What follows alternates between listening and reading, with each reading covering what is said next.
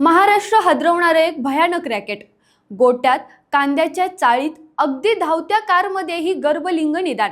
आणि हे सगळं करत होता फक्त 12वी शिकलेला एजंट. अहिल्यानगर जिल्ह्यातील पिंपरी निर्मळमध्ये उघडकीस आलेल्या या प्रकरणाने संपूर्ण राज्य हादरलं आहे.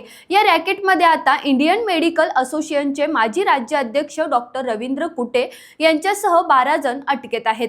पोलीस तपासात समोर आलेली माहिती अक्षरशः धक्कादायक आहे. मुख्य एजंट प्रदीप ढगे हा महिलांना गुप्तपणे वेगवेगळ्या ठिकाणी घेऊन जायचा. कधी गोटा, कधी कांद्याची चाळ, तर कधी भरधाव कारमध्ये चाचणी व्हायची. विशेष म्हणजे हा माणूस डॉक्टरही नव्हता, तो फक्त 12वी पास होता.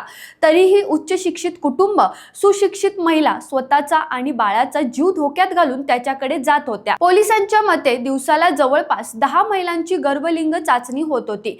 म्हणजे गेल्या काही महिन्यात शेकडो नव्हे हजारो चाचण्या झाल्याचा संशय आहे. या रॅकेटचं रेट कार्डही फिक्स होतं. लिंग निदानासाठी डॉक्टरला 10,000 रुपये तर एजंटना प्रत्येकी 3,000 रुपये. सगळ्यात भयानक बाब म्हणजे लिंग निदानानंतर अनेक ठिकाणी बेकायदा गर्भपातही करण्यात आल्याची माहिती समोर आली आहे. विशेषतः पहिली मुलगी असलेल्या कुटुंबाकडून मोठ्या प्रमाणावर स्त्री भ्रूण हत्या झाल्याचा संशय पोलिसांनी व्यक्त केलाय.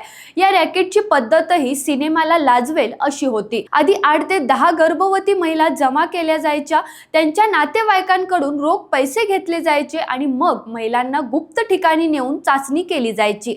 आता पोलीस पुण्यापर्यंत पोहोचले आहेत. लिंग निदानासाठी वापरलेले मशीन पुरवणारे 2 संशयित रडारवर आहेत. हा फक्त एक गुन्हा नाही, तर पैशासाठी मुलीच्या जन्मावरच घाला घालणारी विकृत मानसिकता आहे.